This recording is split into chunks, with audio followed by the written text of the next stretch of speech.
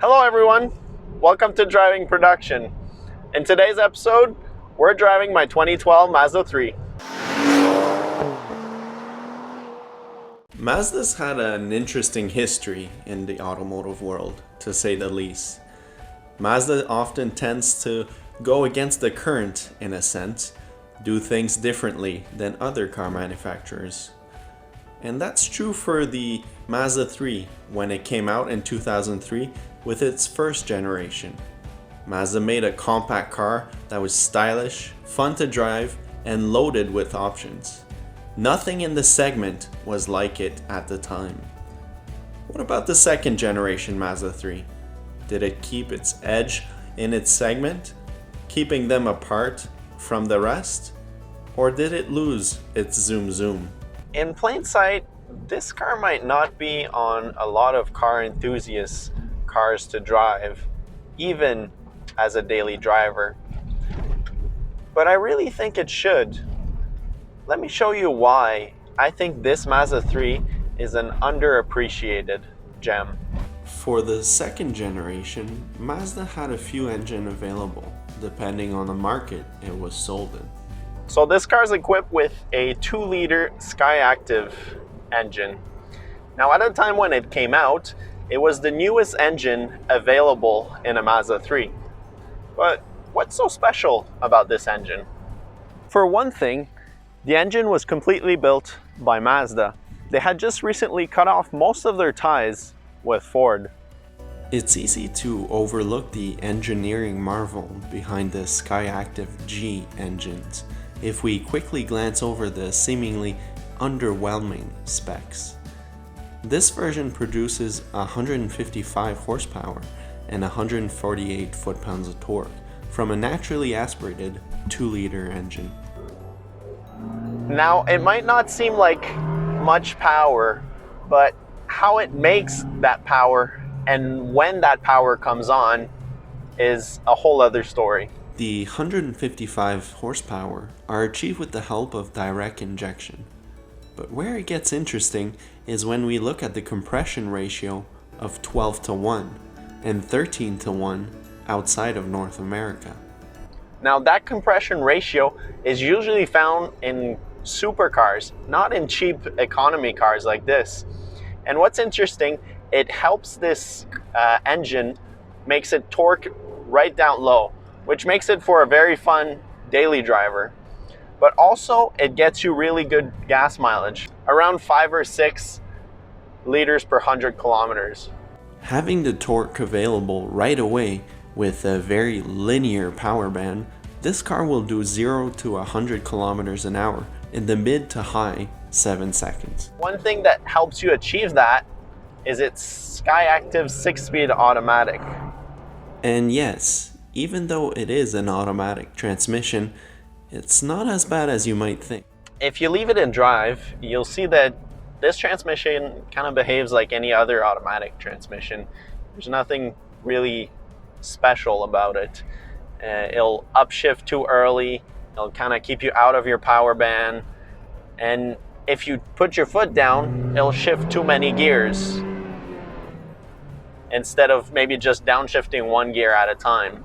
But if you put it into manual mode, you can bring out that little 2-liter exactly the same way as you could in a regular manual. Now, you might think most cars nowadays have manual modes, and I'm just stating the obvious.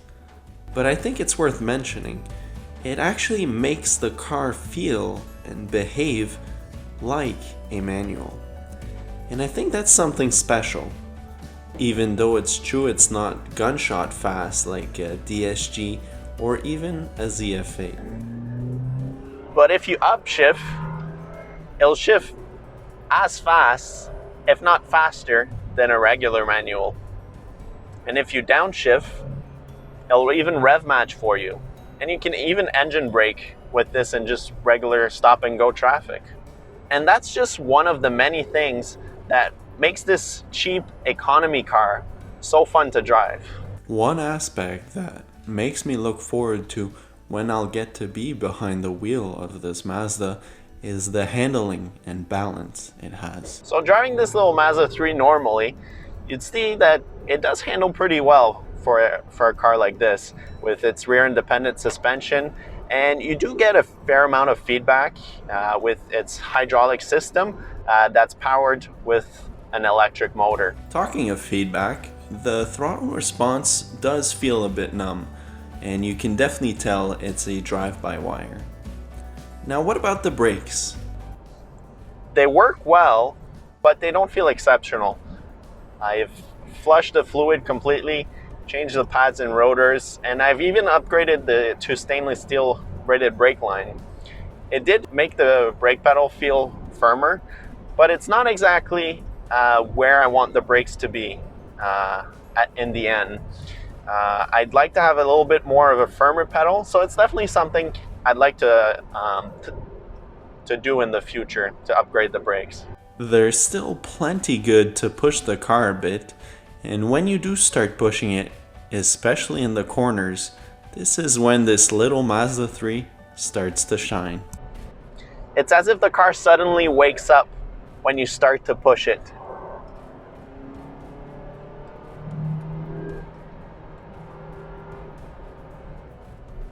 You can hear the intake roar at the higher RPM. And surprisingly, the car doesn't just start to understeer when you push it, but it almost feels like it wants to oversteer. The only time I really felt that in a front-wheel drive was actually in a DC2 Integra.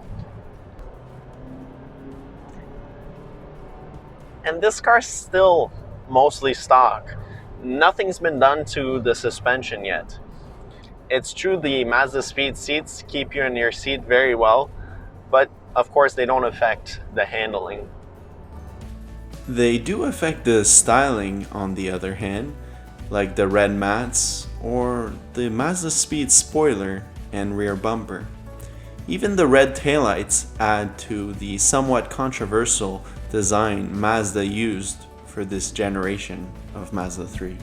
It seems like Mazda likes smiling cars, especially when you look at this era of cars.